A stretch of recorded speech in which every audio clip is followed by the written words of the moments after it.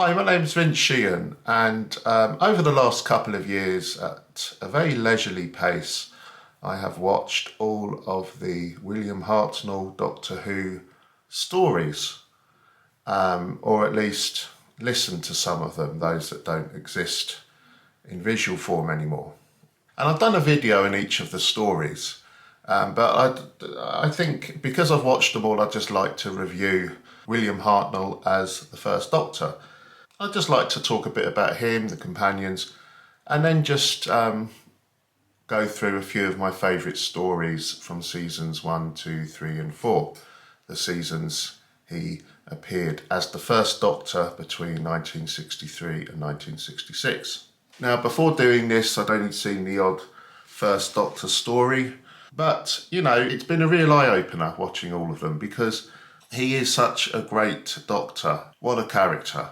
I mean, he's cantankerous, he's truculent, grumpy, stern, very much a strict grandfatherly figure. Indeed, of course, he was the grandfather to Susan. You could also say he was a bit scheming and manipulative when he wanted to get his own way. You know, if he wanted to investigate something or if he was curious about something, he wouldn't hesitate to make things happen in his favour.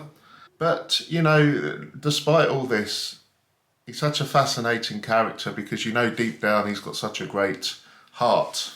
And every now and then that comes through. And I guess because that comes through so rarely, it makes it all the more powerful when he does show some emotion. Certainly unlike the Doctors from the New Who series, which I think are gibbering wrecks half the time. William Hartnell was very much the antithesis to that, and I think very much to his credit. It's also funny because, well, apparently his health deteriorated during the course of his time on the show, you know, and he was well known for forgetting lines, and perhaps the quality dipped slightly nearer the end. You know, by the time he got to the end of season 3 and beginning of season 4, you know, there are some stories where he seems to go missing altogether. But despite all this, he is a great Doctor and just a fantastic way to open this much beloved show. The companions, I think, are a mixed bunch. Susan, Ian and Barbara, I think, were a really great team. You know, and much of their dialogue, I guess, from a modern point of view, could be seen as, you know, quite trite and cheesy. But, you know, you've got to remember it's a kids' show. And ultimately, they were just great foils to the Doctor. And by the time Susan left in season 2, and Ian and Barbara as well, a bit later on, you really felt for them. You know, you really were sorry to see them go.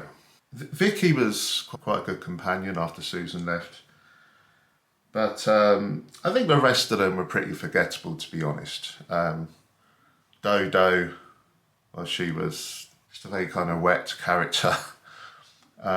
Stephen, I didn't think, although he kind of burst onto the scene really well in the chase, he became very much a cardboard kind of cut-out character, I think.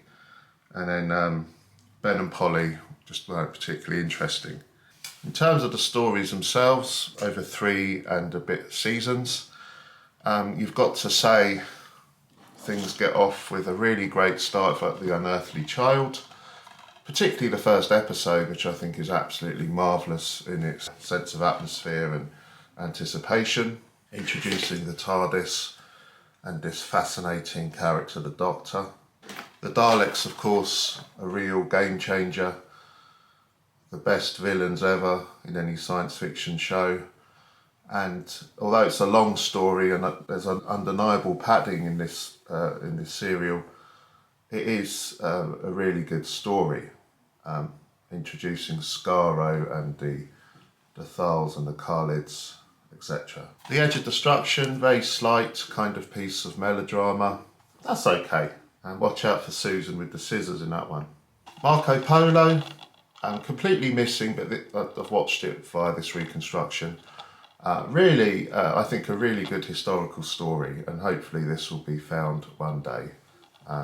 Really enjoyed this one. Keys of Marinus, great story because it's one of those which has got these mini adventures in, finding the different keys, a bit like the Key to Time with Tom Baker. Some atrocious effects, but great fun to watch. The Aztecs, I found a really good historical story as well. Barbara really comes to the fore in this one, so check that out. The Sensorites, yeah, this is pretty good. Yeah, pretty good story. Not one of my favourites, but yeah. The Reign of Terror, I found this a bit boring if I'm being honest. It's got some great sets in it, but it wasn't one of my favourites, have to be honest. So that's season 1. A very strong season, it has to be said. Season 2, Planet of the Giants. Yeah, not a massive fan of this one, I have to be honest. Dalek Invasion of Earth, absolutely brilliant. A fantastic follow-up to the Daleks. And this is, of course, when Susan leaves. A very kind of famous ending to this story with a great speech by the Doctor. The Rescue, quite an interesting little story which introduces Vicky. The Romans, I love the Romans, it's just absolute fun. It's a real story full of comic moments and a real general air of enjoyment and farce. I did really enjoy the Romans, so check that out if you don't know it. I think The Web Planet is one of the best stories of the William Hartnell era, full of these weird creatures on the world of Vortis. Yeah, I really got into this. I think this is certainly in the top 5 of the William Hartnells. The Crusade, I think this one's all missing, but it's okay. I found it a little bit dull, to be honest, a bit like The Reign of Terror. It's got Jean Marsh in it, who I think appeared in Doctor Who a couple of times later on in the show.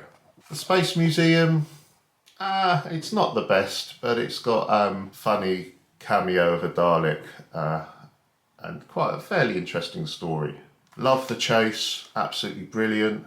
This is Doctor Who, I think, at its most imaginative, exciting, wacky, off the wall, strange. I think this is just a terrific story, and it's got a really moving ending when Ian and Barbara leave. It really leaves a lump in your throat. The Time Meddler, the monk is a kind of proto-master, if you like. Yeah, it's okay. I found it a bit dull, if I'm being honest. So again, season 2, really strong. Some really great stories. Then we have season 3, Galaxy 4. Not a big fan of this, have to be honest. I found it a bit tedious. Mission to the Unknown, a great taster for the Daleks master plan. And the Doctor isn't even in it. But I really enjoyed this. Just one episode, really good. Mythmakers, in terms of historical stories, found it rather dull. Albeit I saw it in a reconstruction, but you know, I think you get a good idea from these things. The Daleks master plan, one of the all-time greats, I think. Very long, and you know, of course there's padding in it, but my goodness me, a bit like The Chase, full of these wacky off-the-wall episodes where you know, you go from space to a 1920s Hollywood studio to a police station in London and everywhere else between. It's got a good villain in Marvick Chen, and Sarah Kingdom is a fantastic companion as well. And Nicholas Courtney makes an appearance. So, you know what, this is a great story, and the end is brilliant. If they could find this, it'd be awesome. I mean, it's well worth experiencing as a reconstruction or even listening to it as well. Really interesting questions brought up at the end of this as well, about time and death. The Massacre of St Bartholomew's Eve, really interesting idea about the Huguenots and the Catholics in Paris in the 16th century. And it's famous for the violence of the massacre itself, which you can hear on this, because the visuals are lost, although you can see the stills. Yeah, I'd like to see this again actually. hopefully this will be found one day. The Ark, one of my favourite William Hartnell stories. I think it's really great. And that ending of one of the episodes where you see the big statue of a monoid, I think is one of the great cliffhangers. And it's the first story which deals with the Noah's Ark trope. The Celestial Toymaker, I really enjoyed this, even though most of it's lost. It's just such a load of fun, all these like little games the Doctor and his companions have to compete in to stay alive. A little bit like the Keys of Marinus in that sense, and the sets look really fun and interesting and sinister. I think this is a really good story, and you know, maybe one day this will turn up. Let's hope so. The Gunfighters, quite good fun, quite entertaining, but it's got this really irritating song all the way through. Which is, it's okay to begin with, but by the end you just want to throw your TV out the window. The Savages, pretty standard. It's okay, there's nothing wrong with it. Stephen goes in this one, so it's not all bad. And then we have the War Machines. I quite enjoy the War Machines. We're kind of in swinging London. We meet Polly and Ben, and I think the War Machines themselves are pretty cool. And everything's based around the telecom tower in central London. And then in season 4, there's just a couple of stories. We have the Smugglers, which is a bit of a soft spot for me because I bought, this is the first Doctor Who novelisation I bought many years ago in the late 80s. To be honest, I didn't think it was that great. I don't think it's the best historical story. And then finally, the 10th Planet, which of course is perhaps the significance of this story actually outweighs the quality of the serial itself. You know, it's not like the best story, I don't think, but two massive caveats. Number one, the Cybermen, of course, who look really weirdly freakish in this, in their first incarnation. And they've got the weirdest voices as well.